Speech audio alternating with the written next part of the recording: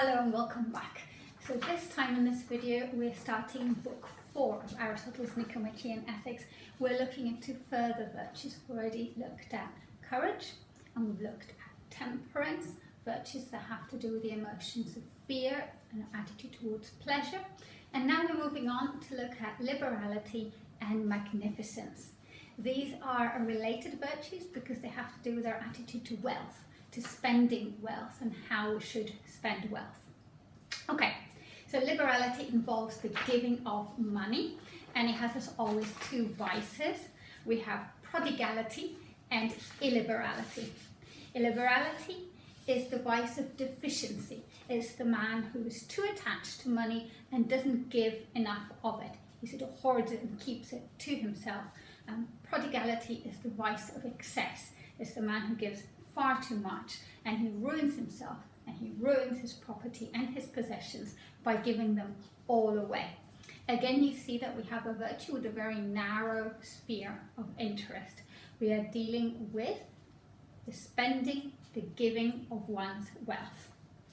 So Aristotle has already told us before, and he repeats again, that wealth is the kind of thing that can be used. It is not a final end. Remember when he was looking for the supreme good, which turned out to be eudaimonia, he rejected the idea that it could be wealth, because this is the kind of thing that can be used and can be put to good or bad uses. And the liberal man is exactly the man who puts his wealth to the best of uses possible. In his spending and in his giving, he has the best uses. Now here Aristotle makes a distinction which he changes a little bit later on. He says that liberality only has to do with the spending and the giving of money rather than the receiving and the keeping of it. Later on he goes on quite quickly to speak about the keeping and the receiving of money, where the money comes from. So why does he do that? Well, it's a difficult passage to analyse. One possibility is that he's talking about two different things with respect to the receiving and the keeping of money. One is a question of justice. What are the sources of one's income?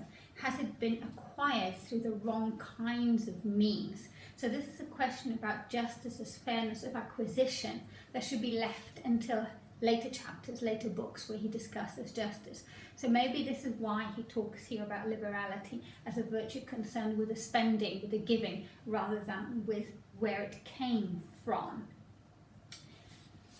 Okay. And he does explicitly say that here, that where the money comes from is a matter of justice. As we would expect, virtue of liberality is understood within the doctrine of the mean, within the doctrine of appropriateness. Therefore, the end, what it is, that the liberal is aiming towards matters, and he has to have a fitting end. He has to give towards the right kind of thing, in the right sort of way, towards the right kind of people, at the right time, and so on. And he has to feel the pleasure that accompanies all the virtues, the pleasure of knowing that you have done the right thing. But it is possible for things to go wrong. It is possible to give to the wrong end, to give to the wrong people in the wrong way. And now he goes back to talking about the sources of the wealth, because he says it is also possible to go wrong in accepting money from the wrong sources, not asking for money, or neglecting his own property, the source of all his money. So a lot of this is about household management, where a household is considered to be quite a large affair. It produces wealth, it distributes wealth amongst everybody in the household, and there is leftover wealth. What do you do with the leftover wealth? All of it seems to be part of liberality, to be a sort of prudential, fiscally prudential household manager who then gives the excess to the right sort of causes. And it is possible in this respect of liberality to go wrong, because if you don't look after your own interests, if you give too much, then you destroy both the source of your income and you have given to the wrong kind of things. Okay, therefore you have to be disposed to judge, to give in accordance with your means and relative to your resources. And also the liberal people, because they receive from the right sort of sources and they manage their wealth well, are good people to do business with. Onto the vices. Prodigality goes too far. It's the vice of excess. It goes too far in giving, but not receiving. And illiberality, the vice of deficiency, falls short in giving and goes too far in receiving. Now, the faults of prodigality, Aristotle warns us, are not generally seen together, because you can't have both faults at the same time. You can't both give too much and not receive enough, because simply not enough is coming in. Very quickly you're going to run out of money. So the prodigal is more likely to run out of his resources very, very quickly. But because of this reason, he might be easier to cure because of his poverty. Quite quickly he runs out of wealth, he has nothing to spend. That's the end of being prodigal. And Aristotle here is quite charitable towards the prodigal who makes this kind of mistake, who just gives too much. He says that this kind of person is not worthless, where to be worthless seems to be a moral, blameworthy judgment of a vice, but rather he's foolish, you know? And he says this kind of person, the prodigal, is better than the illiberal because at least he has benefited others. If anything, his problem is the foolishness of trying to do too much with the available resources. But in addition, there are further dangers to prodigality, and these actually seem to point towards more the possibility of vice. Because if you run out of resources, then you might be tempted to take from the wrong resources. Or if you are making gifts that come from unsustainable sources, then the gifts are themselves tainted. They have come from something that is the wrong source, therefore that taints even perhaps the good aim that you have in giving. And it is also possible to give to the wrong target as well. It might be that the prodigal is prodigal because he's tempted to give to the wrong people. So this is a failure to understand appropriateness. For example, Aristotle gives us here the example of someone who gives to flatterers. Now, someone who gives to flatterers hasn't understood that he shouldn't be succumbing to flattery in the first place. The flattery is not something that ought to be rewarded. So he has failed in terms of the doctrine of the mean, as the doctrine of appropriateness. He has failed in identifying the right kind of targets for this virtue of giving. This is really important. As you can see, the doctrine of the mean permeates Aristotle's understanding of all virtues. The virtue is always the targeted approach, what is appropriate, how it should be. And the vices are versions of inappropriatenesses and mistakes in failing to hit the right target. In this case, the nice example of the prodigal who gives too much but to the wrong people, to people who have flattered him and don't deserve it. Okay, illiberality, the other vice. This one seems to be a more significant vice for Aristotle. Remember, again, he has warned us beforehand that there are some vices that are more opposed to the virtue than others. So when we look at cowardice, it seems to be more opposed to courage than rashness. And this seems to be the case with illiberality as well. Aristotle thinks that naturally we tend to be more illiberal. And he also thinks that as we get older, we might perhaps become more illiberal, and he feels that this kind of attitude to wealth and spending of wealth is incurable and rooted in human nature. Now, it is quite a complex vice because it can manifest in different ways. For some people, it can be about going too far in receiving, and for others, it can be an extreme and a reluctance to give. Okay? So one type of illiberal person holds on to what they have, but they don't covet the property of others. It's just that when they ought to be giving, they just don't. They just keep everything to themselves. Another type could be taking indiscriminately from all sources. So he has the example here of a moneylender who charges his friends very high interest. This is clearly an inappropriate thing to do. This is not a case where you should be taking money from other people. But the illiberal just doesn't see this. The illiberal amasses wealth from everywhere. And that's why it is the most common and worst of the two vices. Remember, the prodigal actually does something which is beneficial to others. It is helpful. Even though it might be excessive, at least it is beneficial to others. The illiberal does not. The illiberal seems to be causing harm all around. Okay, so that's liberality. And its kind of sister virtue, because they're very closely connected, they both deal with wealth, is magnificence. Now, magnificence is only concerned with expenditure, and with expenditure with respect to very large sums of money. But it's always relative to the individual. So what counts as a very large sum of money has to be relative to the resources that the individual has. It could be that a certain kind of expenditure for one person is considered magnificent given his relative wealth, but a much larger sum may be magnificent for another person given their much larger wealth. Now, it's interesting to note here, Aristotle has an example of liberality, because obviously he compares the two and he says that magnificence is very closely related to liberality. And he gives us an example of a liberal as giving to a beggar, somebody who's in need and out of luck. I think while Aristotle does not talk directly about charity or benevolence, and this is sometimes mentioned as an objection to Aristotelian theory, I think if you look carefully at little clues like this, it is possible that Aristotle had something akin to our modern conception of benevolence. I think the way he talks about liberality is very much similar to how we think about how one ought to be charitable with one's money or benevolent towards others who have a need that can be met with wealth. He really seems to set up liberality as a managerial sort of virtue of your wealth. You make sure that wealth is coming in, you make sure you cover your needs, you make sure that what's left is given to good causes. That to me sounds very similar to modern notions of what we should do with our wealth. And I think if you look through the Nicomachean Ethics, you can find other parallels with modern conceptions of benevolence. Okay. Let's continue with magnificence.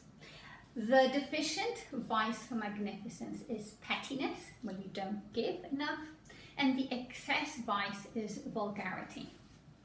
So again, the magnificent is understood within the doctrine of the mean, of appropriateness, because he's the man who has taste and has an eye for what is fitting to the occasion.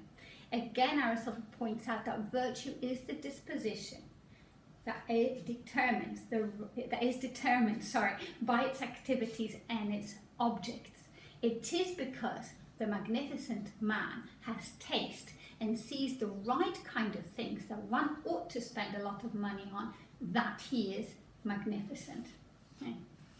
So magnificence differs from liberality in that it deals with a large amount of money, and therefore the result must also be worthy of the expense. The motive must be fine, so one must be giving in magnificence from a good motive, and the feeling that comes with magnificence must be pleasant and glad. You don't give grudgingly, you give because you recognize this is the right thing to do. And of course, the magnificent man is always liberal, because if he wasn't liberal, then things would have gone wrong with his wealth. Now, Aristotle gives some examples of magnificent spendings, and these are very much examples of his time. They might not resonate with you here, and I think this is one of the ways of responding to an objection that Aristotle is out of touch and his virtues are limited to his particular time and place. And the response is that here he's just giving examples about what counts as magnificence within the context of ancient Greece, within the context within which he was writing. It doesn't mean that this is a definitive or an exhaustive list of what could be the object of magnificence, because how he understands the virtue is as a skill of judging what is appropriate, what is tasteful, what is the right kind of thing to spend your money on. And if one thing was the right kind of thing in ancient Greece, it doesn't mean that it will continue to be the right kind of thing in all sorts of circumstances.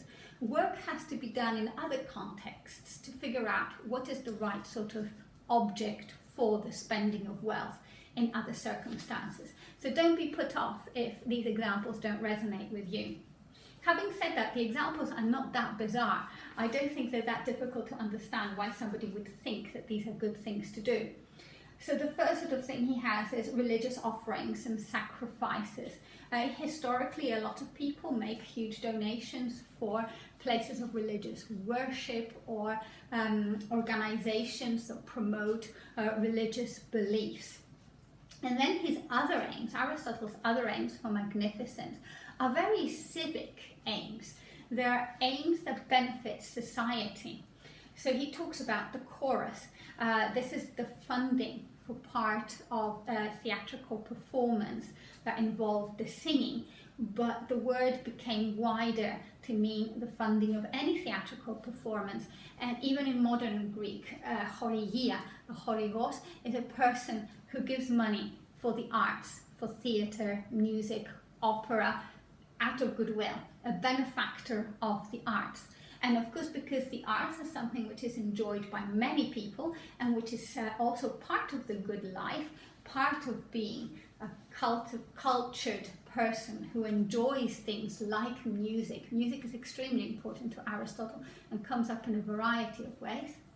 Because of that, to give to a chorus, to give a chorigia, is actually to benefit the people, to benefit the city, and therefore it is part of a civic virtue.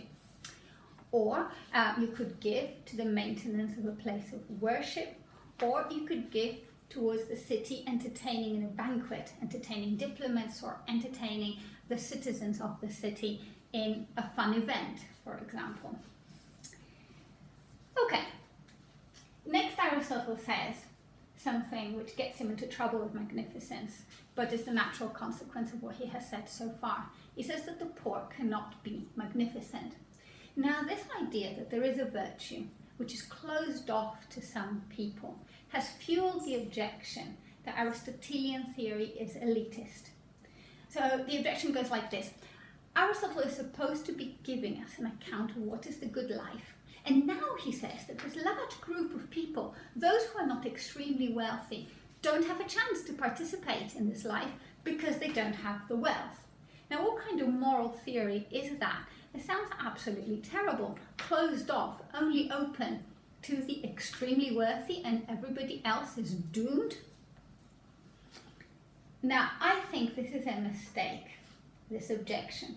And the objection is based on a mistake about what Aristotle is saying here. Aristotle is not saying that if you don't have the means to be magnificent, you are therefore vicious. He's not saying that. He's saying that if you attempt to be magnificent without the wealth, you are foolish.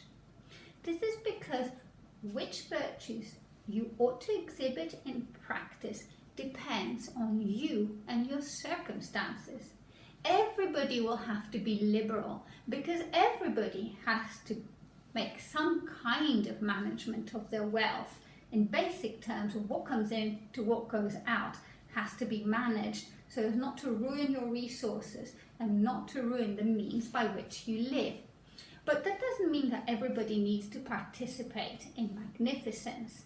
Magnificence is a virtue which is linked to the power and the position of the person who has that amount of money.